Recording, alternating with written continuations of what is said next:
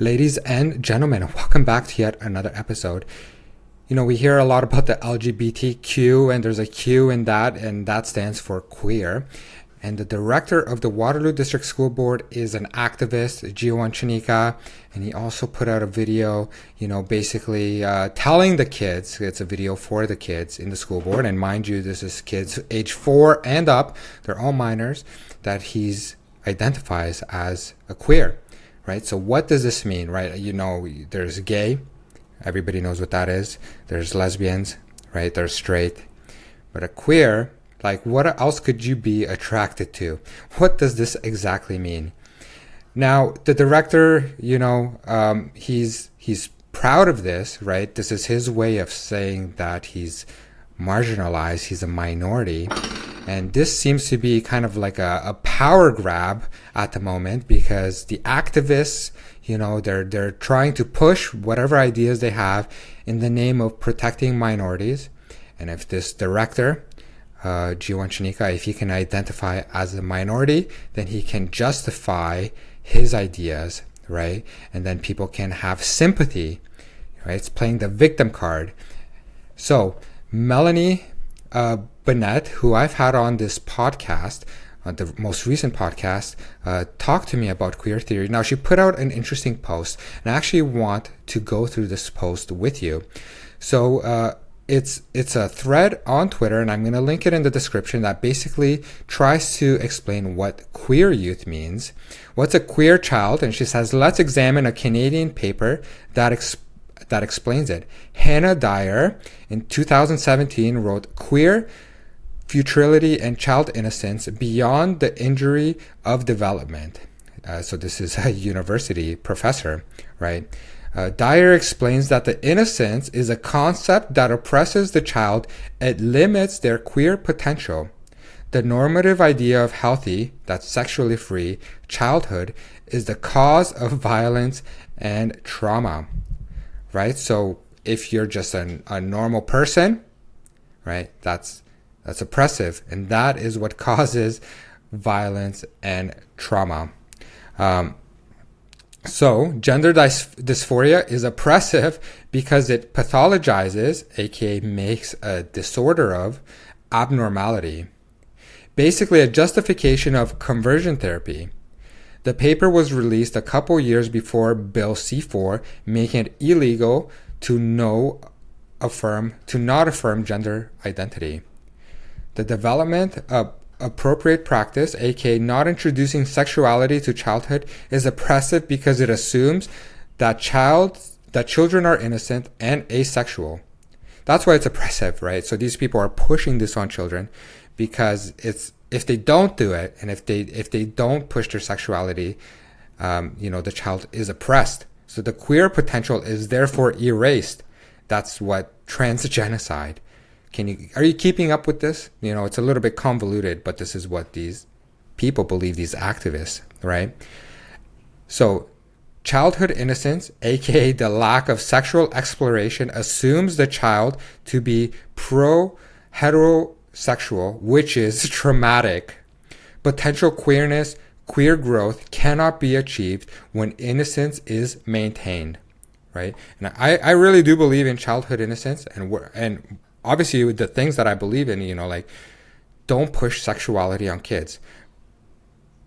But the queer theory says that children who are innocent, they're being oppressed. Embracing queer desire liberates the child so that she might reject an otherwise heterosexual and normal future. I add here that queerness is seen as a liberation from the imposed trauma of normality for all the children. To a queer theorist, all children are queer. Assuming that children are innocent is an insult to the child's entire being. Interesting that residential schools are referenced. The queer mob currently believe that the state is a better parent than actual parents. Didn't turn out so well for the indigenous children last time. Queer politicizes the child with early sexual exposure, encourages deviance as liberatory, and rejects stability. The destabilized child rejects normal, stable families, monogamous relationships, heterosexuality. Queer theory loosens parameters of normative development. Queering childhood is about dismantling innocence, traditions, and norms. More than that, queerness is explicitly about undoing the child's identity or sense of a stable self. It dismantles social identity and offers nothing but sex once the child's identity has been erased. So the author, Hannah Dyer, is an associate professor in the Department of Child and Youth Studies at Brock University. I mean, it's crazy who these people in positions of power are. These people, right, a professor in the Department of Child and Youth Studies, right? These people, they're pushing this in politics, they're pushing this in medicine, they're pushing this in education, right? And children who are fighting to preserve a child's innocence, they're viewed as the enemy, right? And you can see where this is leading, right? Where people are saying, relationships with small children, if this is where they can justify minors attracted to adults. Like, you've heard about the MAPS, aka the pedos, aka minor attracting people. That's adults who are attracted to minors. Now there's the inversion of that with minors attracted to adults, right? And if a child is oppressed from having a relationship that they can consent to with an adult, right? If people say that's wrong for a minor and an adult to be together, that's oppressing.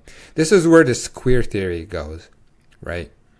And this is why activists and people who identify as queer, this is a political statement as well, and this is the kind of ideology that they believe.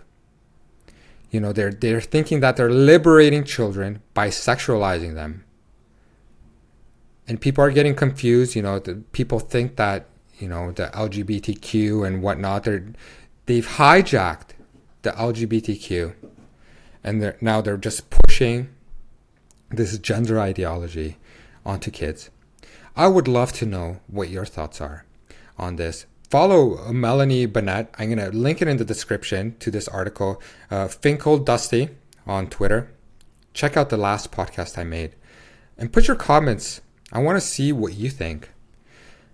I've also opened up a Ko-fi account for anybody that would like to support me. You can do a one-time donation or a monthly donation. That's very much appreciated because it just keeps me going. And I think it's important to stand up to protect children.